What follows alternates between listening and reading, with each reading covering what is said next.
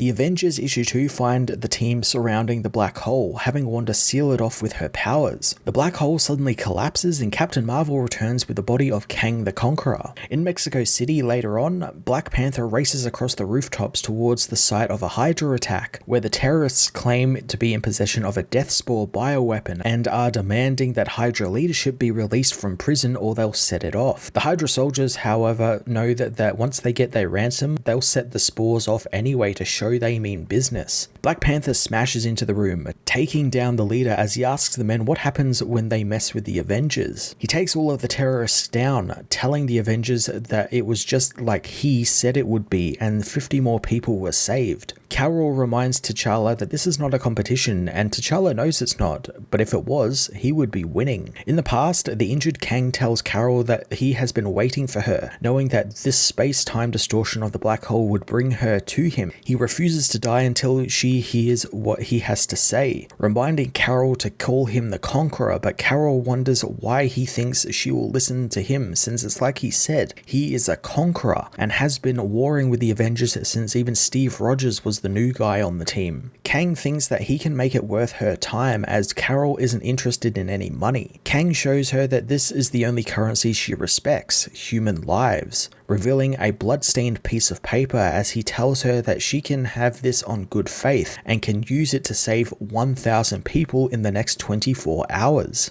In the present, Thor saves a train from falling off a destroyed bridge in India, telling the team while it's saved, he hates that Kang's info proved right yet again. In the past, Carol tells Kang that she doesn't buy what he is selling, since when did he start caring about the average Joe and if they lived or died? Kang knows he doesn't care, wanting to watch thousands die if it served his purpose, but this is a bribe of sorts since he's only alive out of spite and rage that he would have to turn to the Avengers of all people to help get revenge. Carol wants to know who he's getting revenge on, and Kang reveals that he was attacked by Murden and the Twilight Court, a group of engineered heroes. Carol thinks that Kang is trying to use the Avengers to get back at some future heroes for besting Kang in the timeline, but Kang reveals that he and Murden are after the same prize, and if this villain gets it, it will spell doom for them all. He knows their villainous grudges aren't any concern of hers, so wants to talk about life and death, since 1,000 lives are a mere aperitif, and they are actually talking about life measured in megadeaths here. He wishes to tell Carol about the coming tribulation events, as in the present above Ireland, passenger airliner comes crashing down above the city, but Vision and Iron Man save the day. Kang continues to tell Carol that things have been set into motion, and the tribulation events, a series of cataclysmic mass casualty events, will begin to happen on Earth, and he and the heroes must prepare for it. Carol notices that Kang is severely bleeding out and wants to go and get him some help, but Kang screams at her that there isn't time. Kang collapses, saying that things like the King of Magic, the Death Moon, the Cannibal Culture, and the Endless Night, among others, are coming. He doesn't know in which order they will come, but he knows the Impossible City will be the first to appear, bringing many terrors with it. Just before he passes out, he tells Carol that he cannot be allowed to die before he tells her why the villains can't be allowed to win. Carol rushes to revive Kang, as in the present, a trucker named Paul gets ready to hit the road again, planning on taking his drugs to help keep him awake on the road. Captain America tells him that he shouldn't, knowing the man is tired and is just trying to help deliver medical supplies to those who need it.